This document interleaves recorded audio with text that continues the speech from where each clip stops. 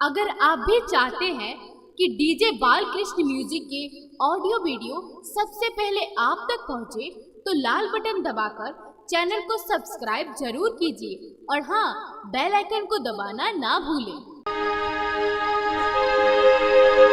पाथिरे के भोला पाथिरे करे जियो,